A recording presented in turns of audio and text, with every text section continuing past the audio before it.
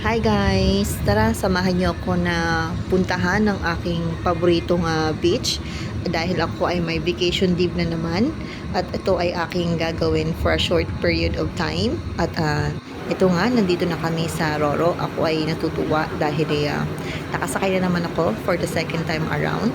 Yung first ko is nung 6 years old ako nang pumunta kami ng mother ko at tumuwas ng Metro Manila from Southern Leyte.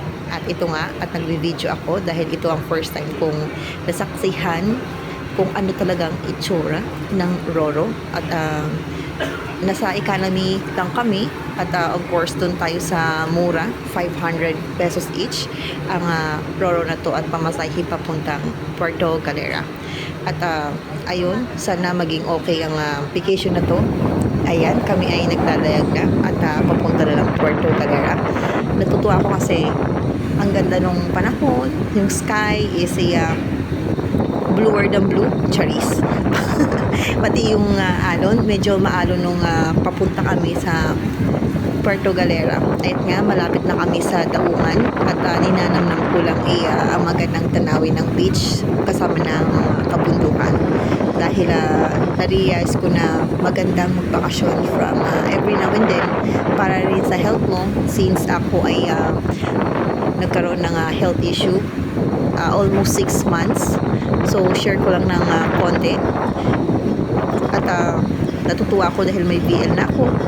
At ako ay makapag-vacation na rin. Vacation leave. Ito ay aking birthday vacation leave for today's video. Ayan.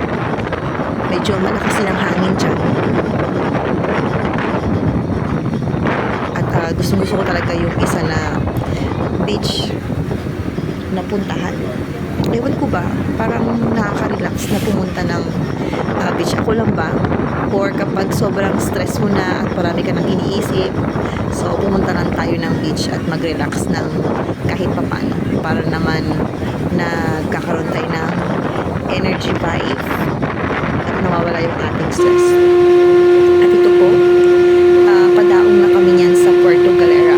Medyo nahirapan pa yung bako o yung Roro na dumaong. Ewan ko ba kung bakit, kung ako mag-drive niyan. Siguro mga 20 minutes or around 35 minutes din kami naghintay para lang makadaong siya ng maayos dito sa Daungan na po. At ayan nga, papunta na kami sa aming destinasyon sa Manaus Resort and Lodge.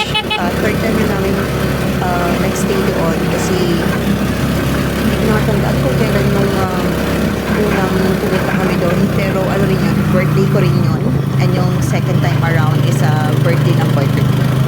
So ayan, natutuwa ako pag ganyan yung dinadaan na puro puno kasi puro green. Inisip ko kasi malapit ang mag-sting ata ang puno natin dahil sa climate change na naranasan natin ngayon. So always mag-plant ng trees, especially sa mga province, kasi sa syudad or sa city medyo ilan na lang yung nakikita nating mga puno. At syempre nakaka-relax kapag ganito yung dinadaanan. Natutuwa talaga ako kapag ganito yung kalsada or highway na dinadaanan ko.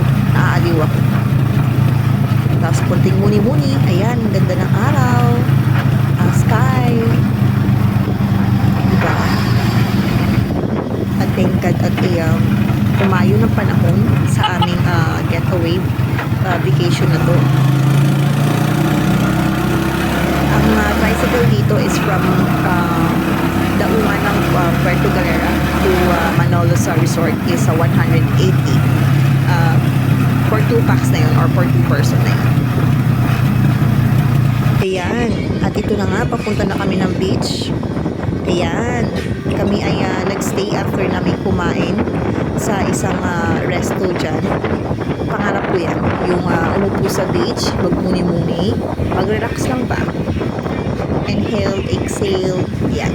In fairness gumanda ngayon ng Puerto Galera. Dati kasi ano siya ongoing construction yung kalsada niya, pero ngayon makikita mo naman, ayan puro ilaw na yung gilid niya, talagang pinaganda.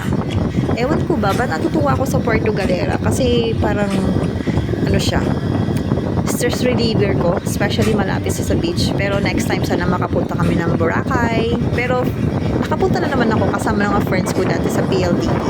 Pero sana makapunta ulit ako ng Boracay para for 3 days or 4 days. Malibot namin yung buong Station 1, 2, and 3. And then, hopefully sa Palawan. Kasi isa rin yun sa mga nasa bucket list ko. Ayan, happy feet pa ang person dyan. Kasi natutuwa talaga ako at nakapag-relax ako sa beach after namin kumain. Busog ako dyan, in fairness. Ayan o. So, pati yung music, background ko. At malakas din ang hangin kung inyong mapapansin or maririnig. Yan. Salamat sa inyong panonood. Hanggang sa next mini vlog ko. This is a part 1. Later or bukas naman may part 2. Sana merong fire dance dito.